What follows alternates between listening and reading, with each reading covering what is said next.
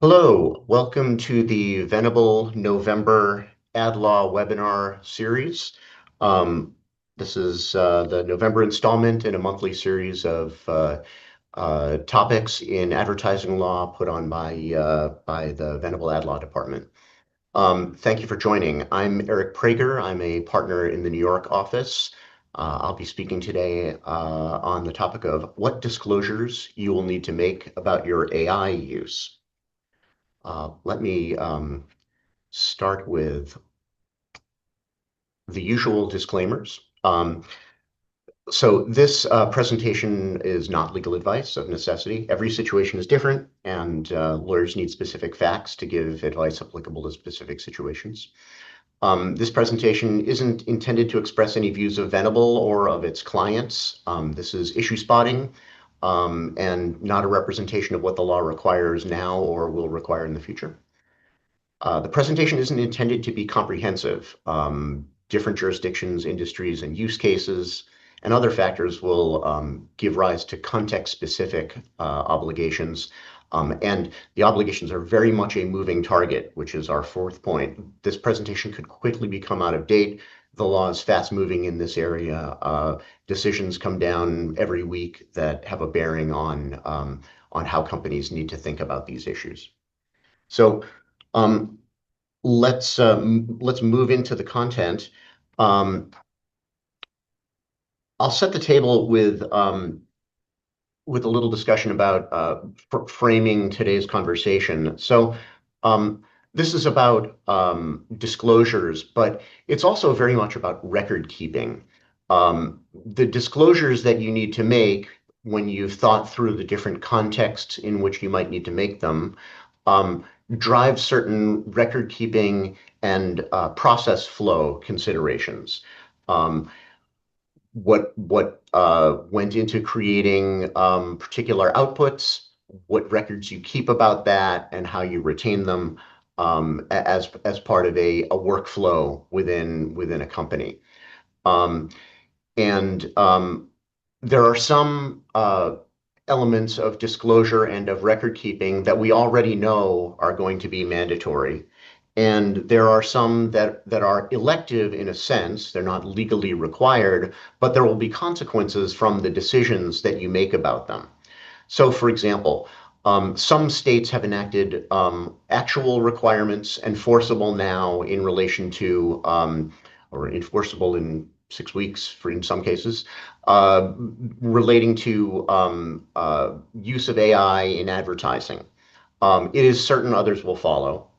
The EU AI Act imposes certain requirements. Those aren't likely to start until August of 26, as we currently understand it, um, but they are coming. And then certain client types are going to bring with them mandatory disclosure obligations. That can be the government as a client, or political candidates, businesses in the healthcare space, or that focus on children's products. And finally, you could have contractual requirements as an agency relative to an advertiser. You may have certain disclosure obligations that your client makes you include.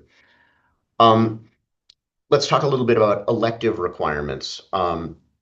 So we've all heard, I think, by now, the U.S. Copyright Office and U.S. Patent and Trademark Office policies with respect to the copyrightability or patentability of the output of AI engines, and and at present, the rules are that something that's created solely by an AI engine is neither copyrightable nor patentable. It's not an invention. Um, that is the subject of litigation and could change in litigation, and depending on the outcome of litigation, could be the subject of congressional action. So we don't know where that lands. But right now, the understanding is that we are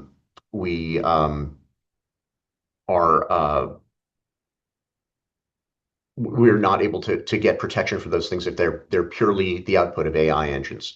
But further to that, if there is human involvement after the output of the AI engine, those things are copyrightable, are patentable. But you'll need to be able to substantiate that either in the Copyright Office or the USPTO, or in a litigation if the issue first comes up in litigation. So um, the record keeping around that is going to be critical. Similarly with trade secrets are protectable when they're actually secret and when they derive value from not being known to others.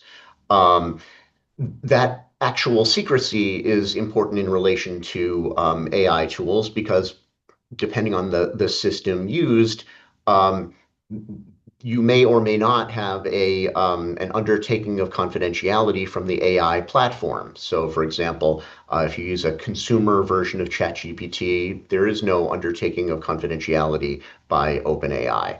Certain enterprise versions, the license terms provide that there is confidentiality, and of course there are dozens, hundreds of tools now, and the particular circumstances matter with respect to what might be uploaded and whether your communications with the tool are going to be confidential and can continue to be trade secrets.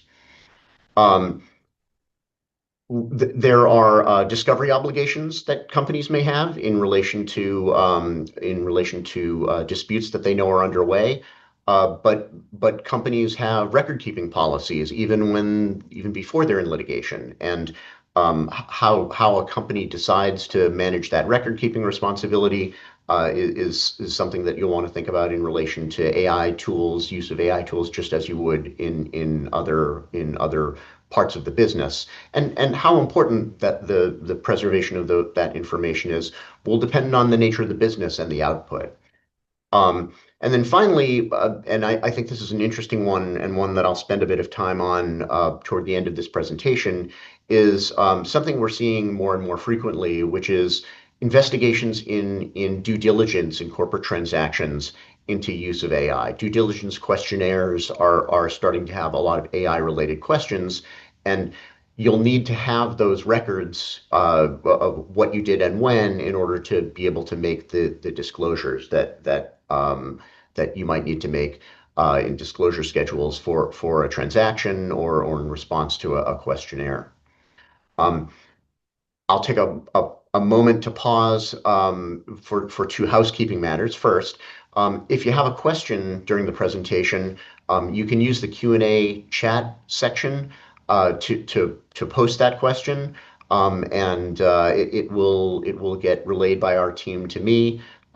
I'm probably going to wait till somewhere near the end of the session to respond to those questions, but I will make an effort to respond to all of them. So please feel free. And then finally, as another housekeeping point, um, this presentation should be eligible for CLE credit in many jurisdictions, and I will give a code at a couple of points during the presentation that you'll need to fill out on the form if you're going to seek CLE credit. So, with those housekeeping matters aside, I will move forward. So let's talk a little bit about mandatory requirements. There aren't a lot of them yet, but we have to anticipate there will be more of them. One that is in place is under the California Intelligence Training Data Transparency Bill. The Assembly bill number is up on the slide. It requires developers of generative artificial intelligence systems to post on their websites before January 1st of next year documentation regarding data used to train the system, including sources of data sets, types of data labels used, whether data sets include any data protected by IP law, and so on. What's interesting about this statute, you might pause and say, well, I'm not building generative AI systems. I shouldn't have to worry about this. What's interesting about the statute is that it casts a pretty broad net in terms of what a developer is. And a developer can be someone who designs or codes or substantially modifies an AI system or service.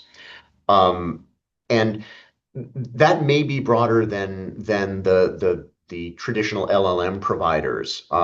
It could be enhanced tools, customized chatbots. We don't quite know yet. So the more engagement you have in customizing AI tools, not necessarily flipping switches that are part of a product offering, but more customizing. Um, that's more likely to pull you into the ambit of this act. Um, if you do actually offer AI tools, and I know that there are some agencies that have created customized versions of AI tools that they make available to their advertiser clients. This is more likely to be in play. So it's important to consult with counsel and make sure that you have a position on whether this applies to you, and if it does, that you're following that. Um, Notably, there's no private right of action under this act. It's enforced by state officials in California. Um, a second mandatory law at this point is also from California, the California AI Transparency Act.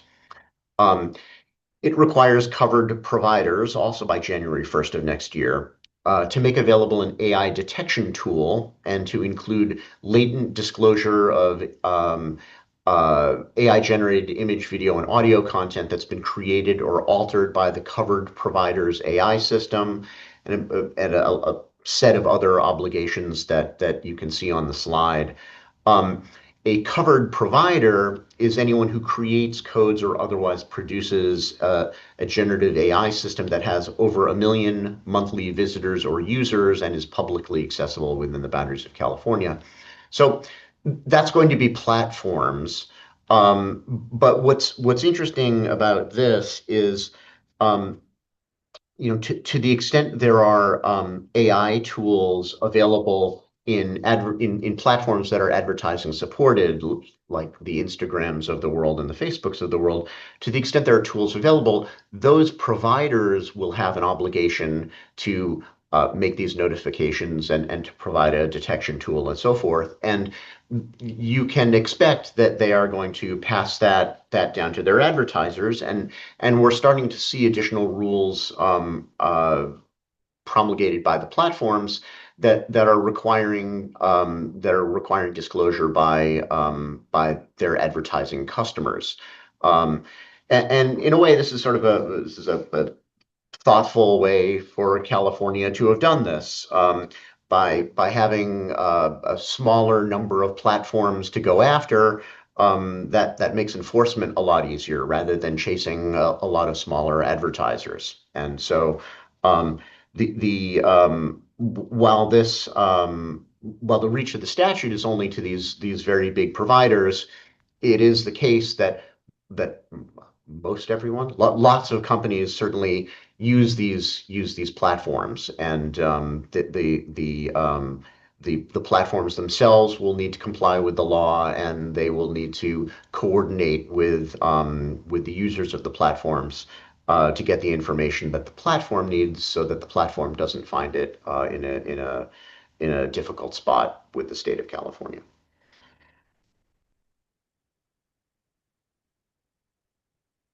Colorado.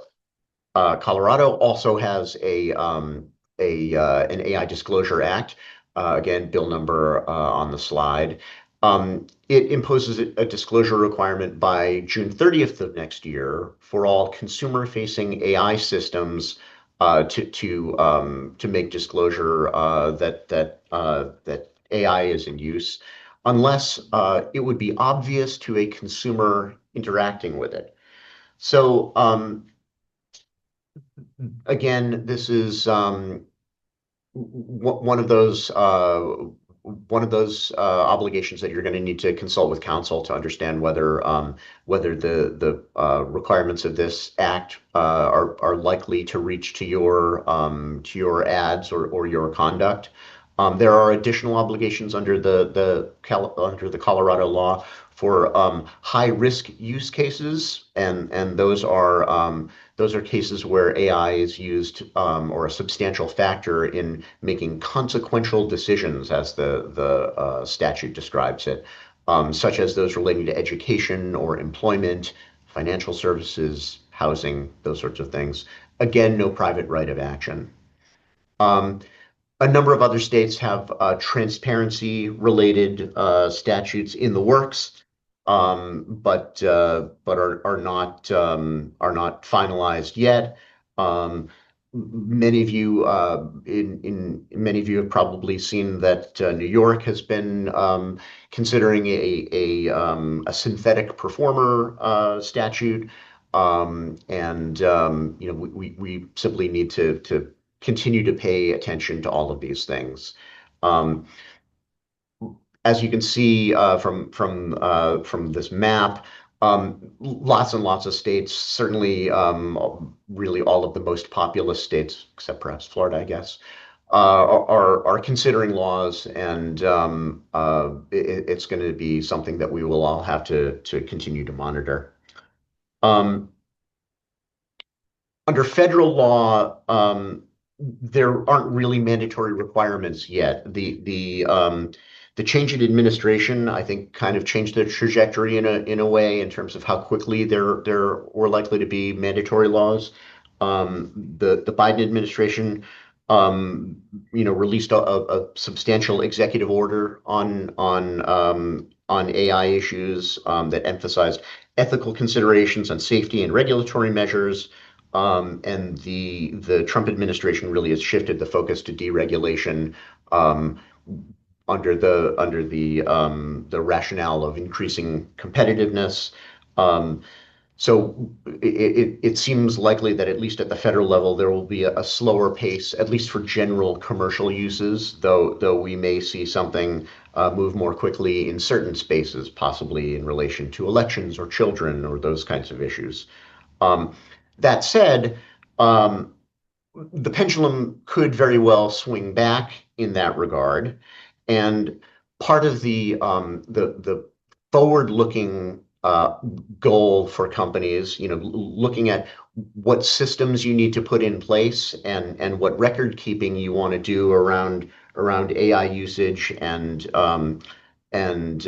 tools should take into account that the state of the law today may not be the state of the law 3 years from now, and it may well be that you need records from the current period from now at a future date based on evolution of the law. So thinking through with your counsel and to the extent you have access to legislative affairs help, um, working through where the law might be likely to land and picking a reasonable course that is not not not unduly burdensome or more burdensome than maybe a reasonable set of your competitors are taking, but nonetheless gives you a good chance at hitting the records that you need, is a smart course.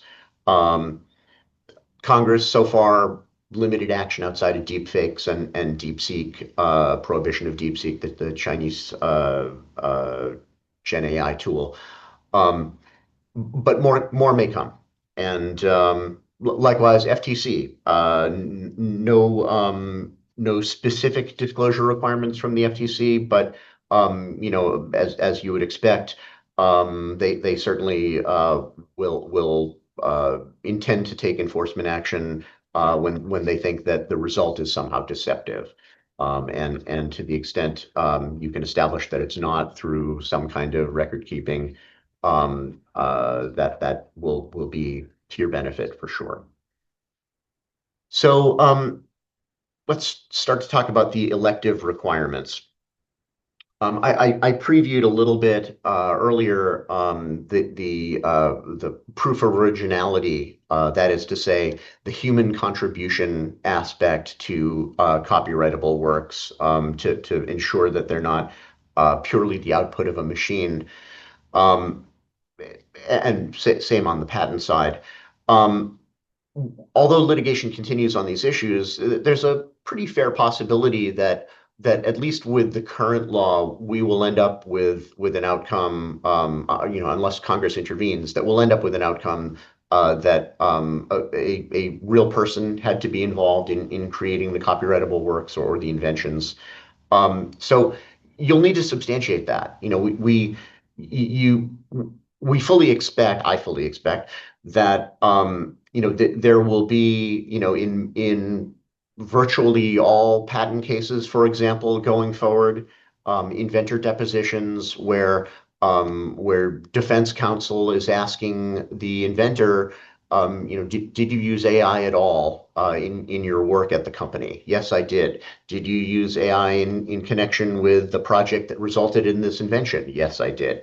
And drilling down into what the use is. And if it turns out that the inventor has no records of how he or she interacted, or how he or she interacted with an AI tool, I don't know what outcome that's going to have. It may depend on the case, but law will develop around that, whose burden it is to show that the invention was that of a machine rather than an individual where there are no records. I don't know the answer to that yet. These will be litigated issues, but you have to expect they'll be litigated. And the same on the copyright side. If you can imagine if a composer is working with an AI tool and comes up with a hit song, it's easy to imagine a deposition where someone drills down into the degree of interaction with AI tools. So keeping records of these things, having company policies to keep records of these things. Again, the inventor could be gone, or the inventor could pass away. So these will be records that you'll want to have. And in corporate transactions, these will be issues as well. We'll get to that in a little bit. Um, and in the context of agency and advertisers, or any vendor creating a deliverable.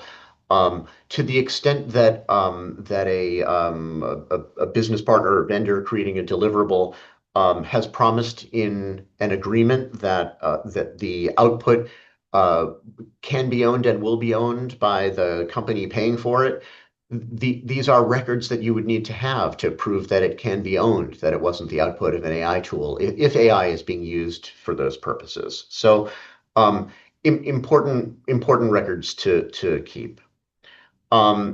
With respect to trade secrets, trade secrets again must be the subject of reasonable measures to keep the secret secret. And you can certainly expect uh, that in trade secret litigations now and going forward, there will be inquiries about whether particular documents were ever loaded into AI systems, and if they were, there's going to be a real drill down into what the circumstances were. There could be a demand for a copy of the license agreement and a review of the license agreement for whether the platform undertook confidentiality obligations to the user, or whether it was a solely hosted system within the company that was using the AI tool.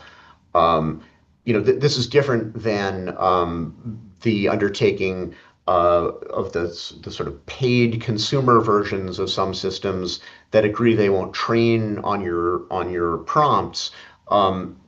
Just because an AI tool doesn't train on your prompts doesn't mean that the platform owes you a duty of confidentiality. And that's what trade secret is looking at. That's what attorney-client privilege is looking at. So, running a document, a legal document through a system, or asking legal questions of an AI tool, um, those are not going to be.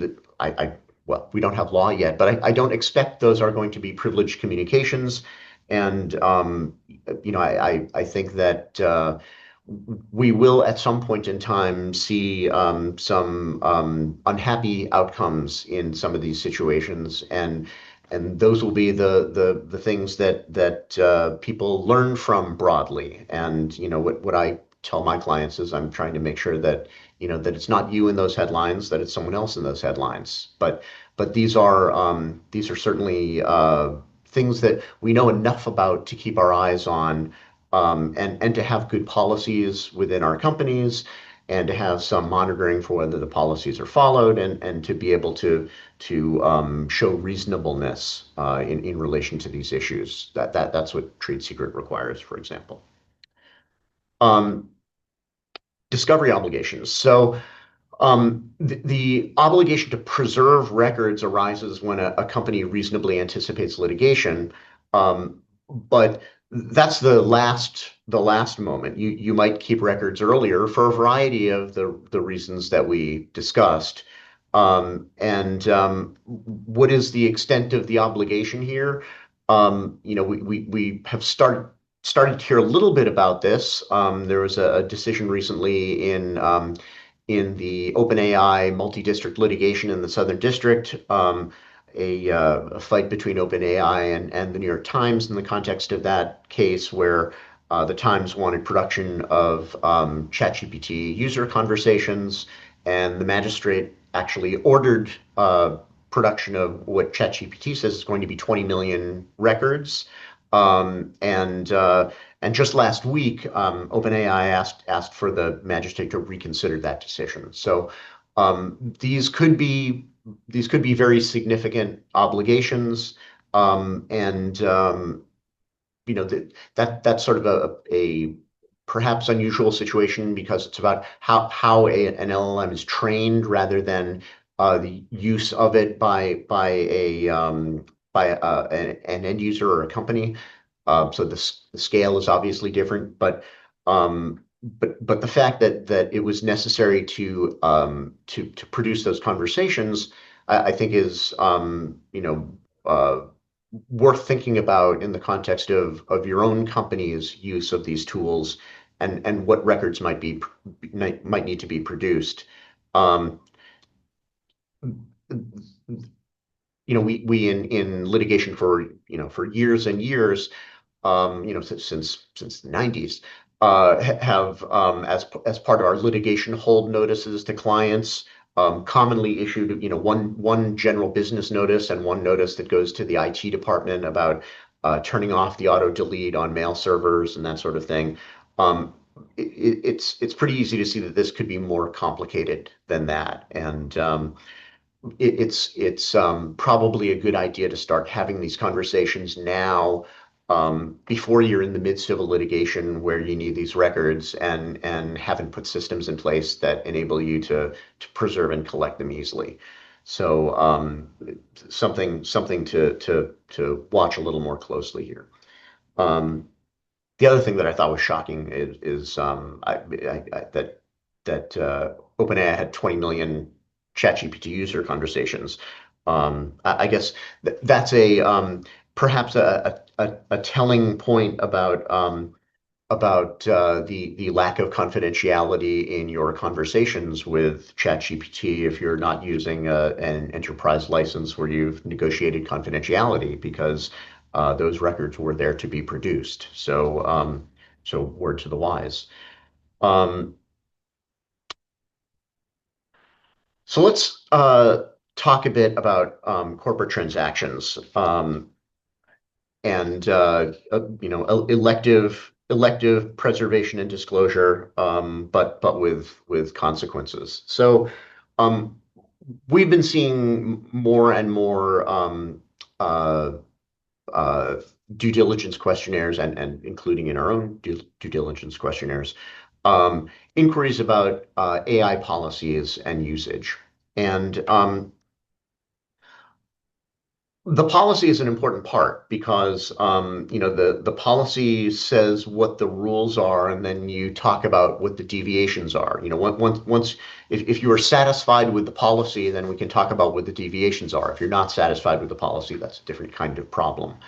Um, so it's both the policies and the usage, and it's also uh, company awareness um,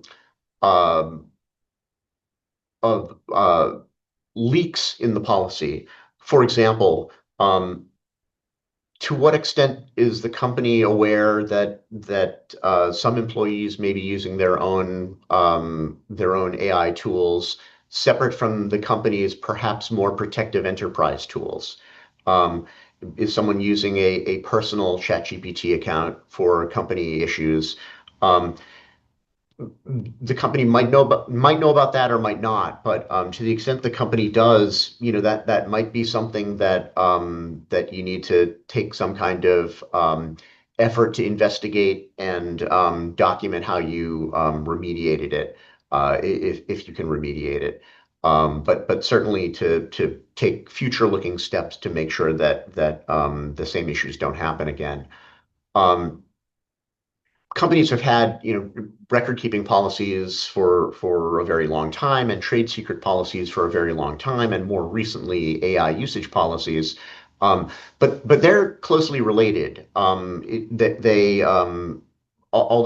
they're commonly articulated separately, there's absolutely an overlap, and they probably need to cross refer to each other because depending on the types of AI tools used, you can have trade secret implications from the usage, and the scope of record keeping under a standard record keeping policy might be particularly broad or less broad depending on the extent of AI use within the company. Um, it's also worth noting for purposes of disclosure in a transaction or other disclosures that you need to make if required by whatever legal regimes you're subject to based on what tools you use, what tools you offer, who your clients are. Um, that the we focus our attention a lot on these sort of standalone AI tools, but more and more AI functionalities are built into general business software. Word has functions, Salesforce has functions, and you really need to do the same level of diligence in relation to those functions as you would do with a standalone tool. And that's going to require some digging, probably by your counsel, to understand what happens to my information. What is the confidentiality profile? Um, and perhaps less of a concern with did my document write itself and isn't copyrightable, or did my uh, did my ChemDraw create an invention? Um, that's probably not what we're talking about, but certainly the confidentiality is in play, and understanding the record keeping implications of that is also in play, and something that you'll want to talk with counsel about. Um, Another issue that you'll need to have a policy around and keep records about is the use of AI in connection with business decisions. I think we've all heard that there's a lot of sensitivity around use of AI in the hiring context, in employment decisions. You can't let a machine make decisions that a human wouldn't be allowed to make under the law. So that's going to be important. Um, Decisions about how to apply company resources could be a sensitive issue. Healthcare related considerations could be important. Those are areas where uh, the tools are useful, and companies will use them, but it needs to be managed carefully. And there will certainly be questions in due diligence questionnaires about the extent and nature of the use, and the absence of information in this context, may go to the how stringent the reps and warranties you're required to make are. It may go to price in a transaction if it changes the risk profile. So these can be um, valuable information to keep. I'm going to pause for a moment and give you the CLE code for the first time. It is disclosure 2025. It does not matter whether disclosure is lowercase or capital or a combination. Disclosure 2025. Okay. Um, moving onward. We were talking about confidentiality of tools. Certainly, AI tools can be very helpful in analyzing large amounts of information and distilling outputs from that. Um, if third-party information, competitors or others in the marketplace is loaded into these tools, and if the tools don't preserve confidentiality, that can put you in violation of non-disclosure agreements where you promised you would protect the information you received from being disclosed outside of the confidential circle within your company.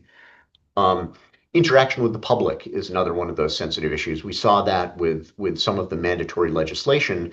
Um, in almost all cases, the legislation is triggered by interaction with the public in the state that enacted the law. So having records of that use is going to enable you to make the disclosures that you need to make, whether that is in the context of a regulator or in the context of a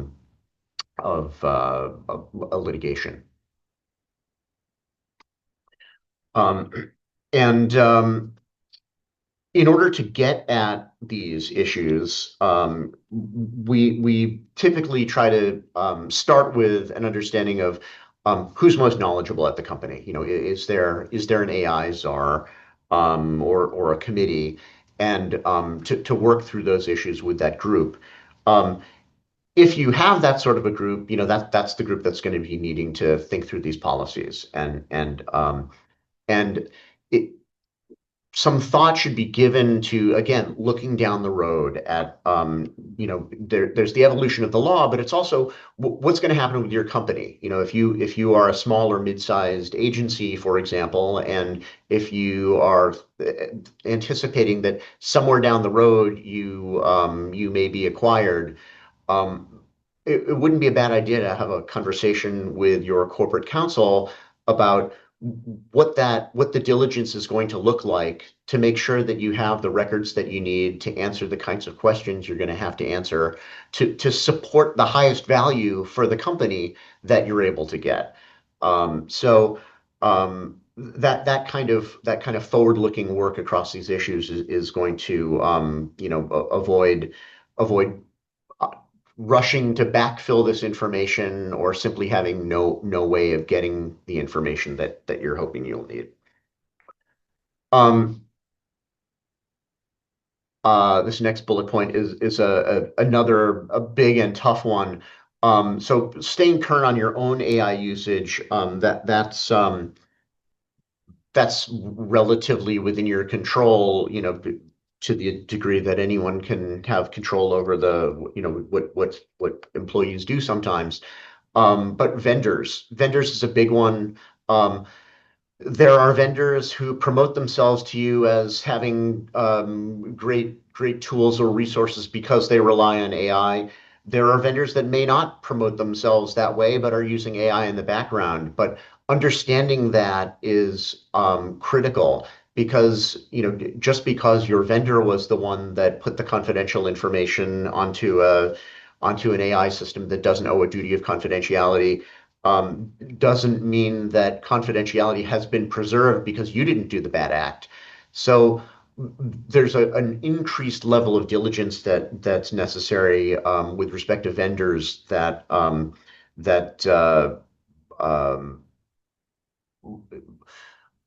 requires sort of a drill down, particularly. So some vendors will be really on top of this and they'll be easy to deal with. Some may not, and that can really be a problem. And companies will need to decide, do I like this vendor enough that I'm going to do that analysis myself, or do I need to find a vendor that has done more of the legwork on this?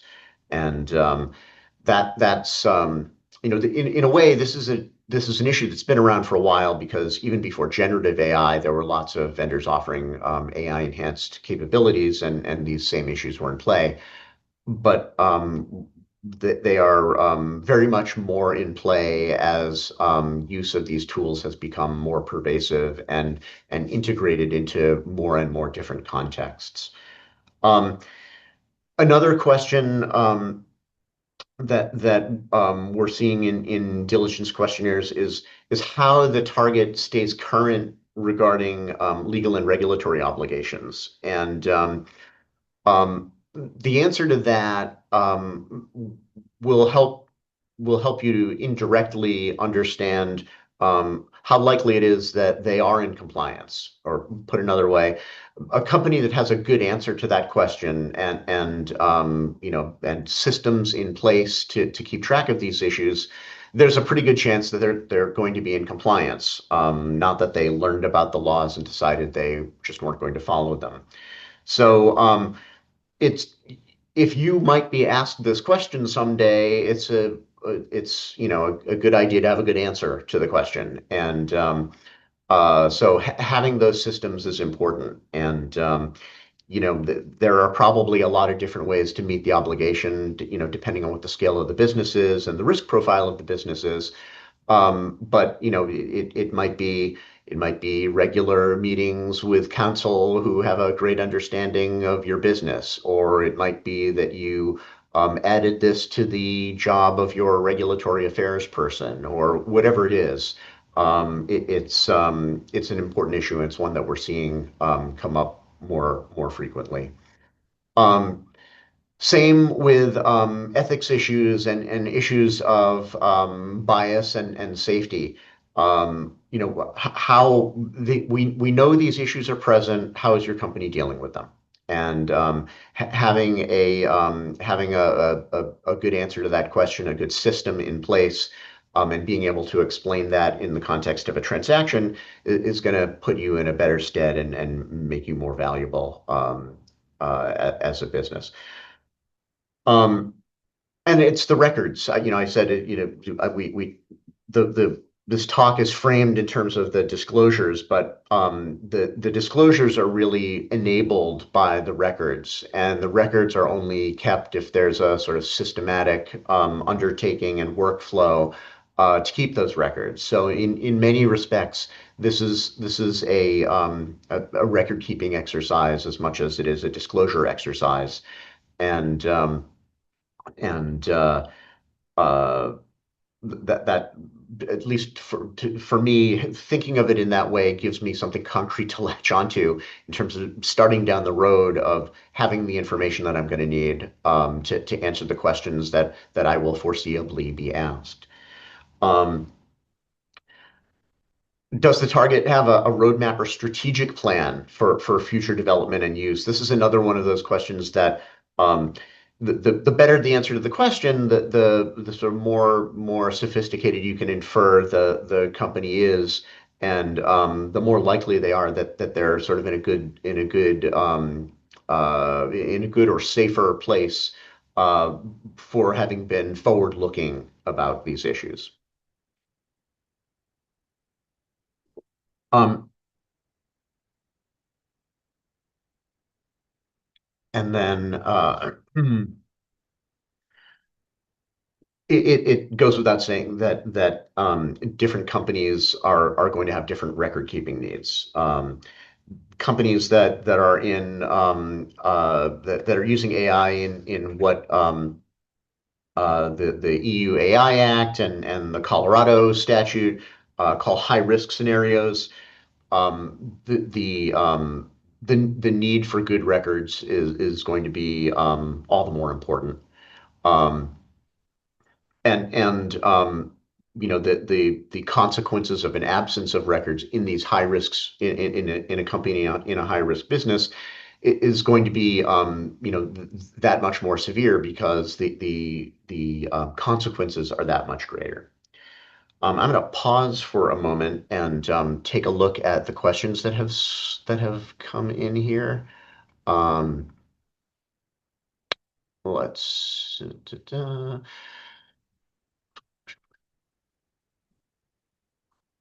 Okay. I have a question. If a chat box is created for a consumer to answer questions with the goal of recommending a product, would that be considered a developer system and require disclosure? What language would be required? So, um, the short answer is we don't know yet. I don't know yet. It is, but it's absolutely something that should be investigated with counsel.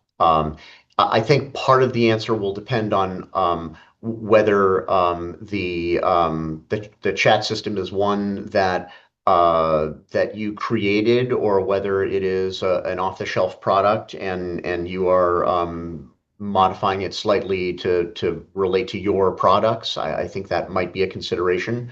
But at the end of the day, um, it's one of those issues where you're going to need to talk through it with counsel and get some guidance on it, and likewise with the language that would be required. Um, I I, um, I I don't know the extent to which there is language that has been authoritatively approved yet, but counsel in that space will be able to give you some guidance or give you analogies to language that's been adequate in similar contexts. Um, Question regarding the California AI Transparency Act, the definition of a covered provider, 1 million monthly visitors. Do visitors need to be California residents? Good question. I think the answer to that is no. I think the answer to that is uh, mm, no. So the statutory language, I mean, it, I'm a New York practitioner, not a California practitioner, so you should get a California practitioner to authoritatively opine on it. But the statutory language is uh, a provider produces a generative artificial intelligence system that has over 1 million monthly visitors or users and is publicly accessible within the geographic boundaries of the state. So, at least on the face of that, I read that to mean that the scale does not require California visitors, but that the California tie-in is the accessibility in the state. So, but I would again I would defer to a California lawyer on that, but that's how I would read that at least on my first pass. Um, see here.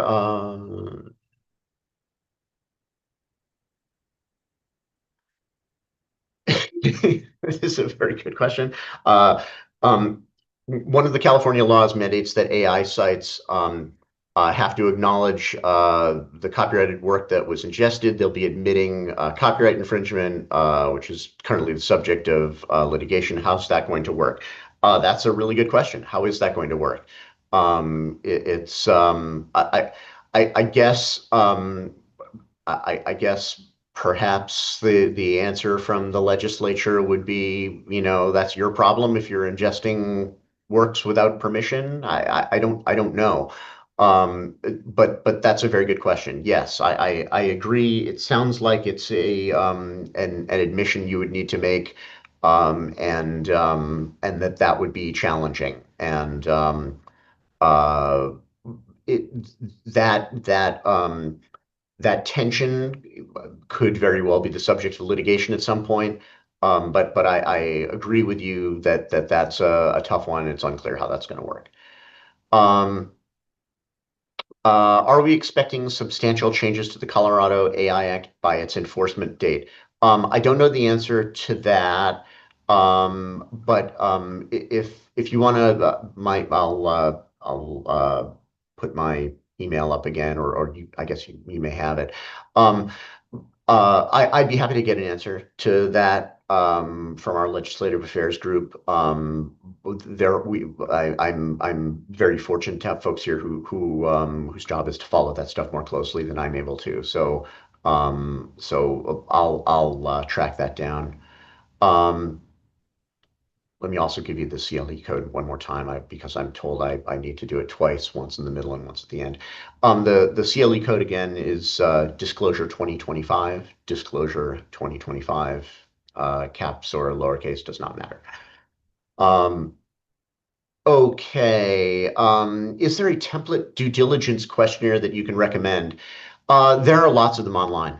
And are there lots of them online that have a bunch of these AI issues? I'm not sure. I,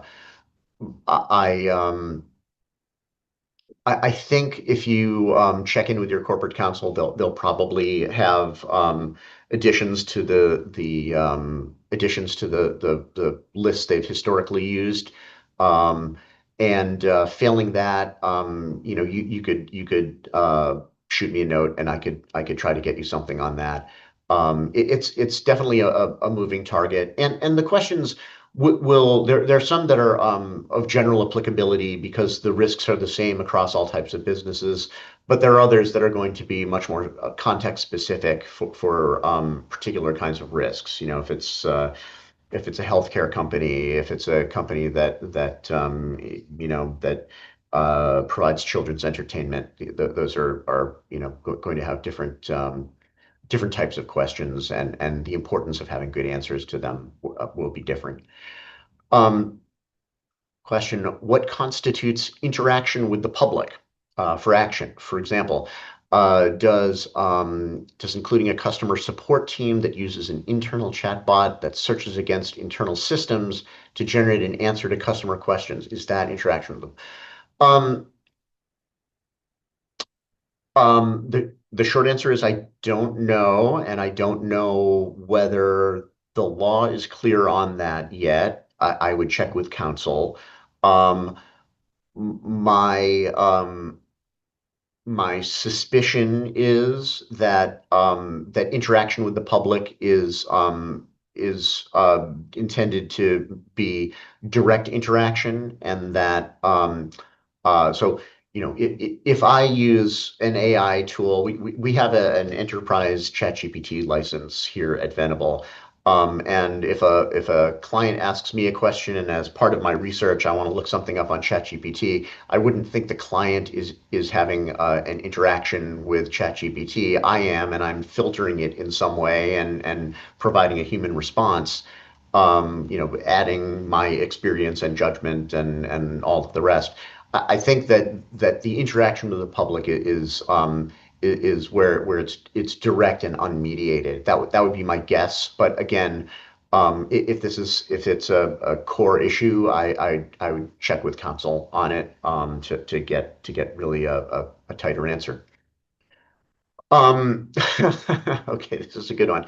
AI note takers that employees use in meetings appear to generate a complete transcript of the respective meeting. Would the transcript be discoverable unless protected by attorney-client privilege or another privilege? Absolutely, it would be. Pet peeve of mine. Because,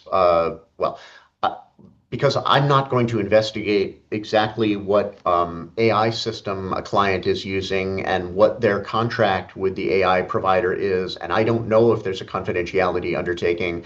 I always instruct clients to turn off AI systems if I'm having a call with them to preserve attorney-client privilege. The note taking is a pet peeve of mine that I we don't have case law on this yet, so I'm prospectively worrying, which is what lawyers do for a living. But it feels to me like there's a confidentiality problem. There may be a privilege problem. In the context of patent law, there may be an on-sale bar issue problem, a public disclosure of the invention before a patent application gets filed. Just a whole host of problems. I don't like AI note takers. I think they're a significant risk. My pet peeve. Um, Okay, so we are getting near. So I think I got through all the questions. We have a couple of minutes. If anyone has any last questions, now is your chance, or you can write to me separately. But I'd be happy to answer them if there are any last bits that anyone has a question about. Um, So we got through. So what happens if you don't have records? And well, we said, what are the what disclosures do you need to make? What if you don't have the information you need to make the disclosures in this corporate context? So um, it depends on the risk portfolio in the transaction. In some transactions, if, for example, if you're in one of the businesses that the statutes consider to be a high risk business, and you don't have records that support good practices, um, that could be a deal killer, or it could be a big price adjustment because the risk is high. The penalties can be large, and or the litigation risk can be high, and it it, it can be a very big disruption. Um, in a lower risk scenario, if there aren't records about, the human and machine interaction for the creation of copyrightable content, and you're not in the business of creating copyrightable content, but you happen to have some, but it could be replaced. It's not why the deal is happening. Not having those records may not be a big deal. But that's exactly the kind of conversation that you should be having with business team and legal team, to understand what makes sense for our business, and what are we going to need to do in terms of in the future making disclosures and keeping records that will enable us to support those disclosures. One of the things we see in transactions a lot is, you have the diligence questionnaire, and that's used to create schedules to a sale agreement, for example, and also reps and warranties. And if you say no, we've never done this thing, then there will be a rep and warranty. No, we've never done this thing. We rep and warrant. We've never done this thing. Then it becomes a breach of contract if you have. And so, you should expect reps and warranties to follow from these issues. And uh, the the quality of your records will enable you to be at ease making those reps and warranties, or not at ease, and taking a significant business risk. Um, Price discounts, are a severe sanction in these contexts, but it's pretty easy to see that the penalties can be very large under some of these statutes. It's a per violation penalty, and if it's marking ads, for example, and the penalty per incident is some thousands of dollars. Those will add up very quickly and become large exposures. Um, it's important to work through. It's important to work through with your business and legal teams, how this fits for you, so that you can put systems in place that just as a matter of course collect this information, so that you're not scrambling when you are in a litigation or in a transaction where the information is needed, or getting an inquiry from a regulator, or whatever the case may be. So that's really the sort of core, the core takeaway on this.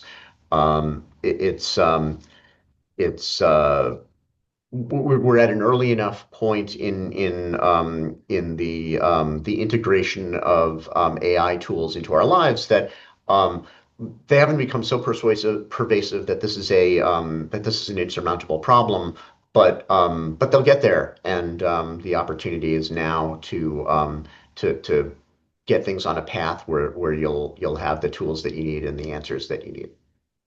So that's it for me today. Thank you so much for coming, and please come to the next Venable Ad Law monthly webinar.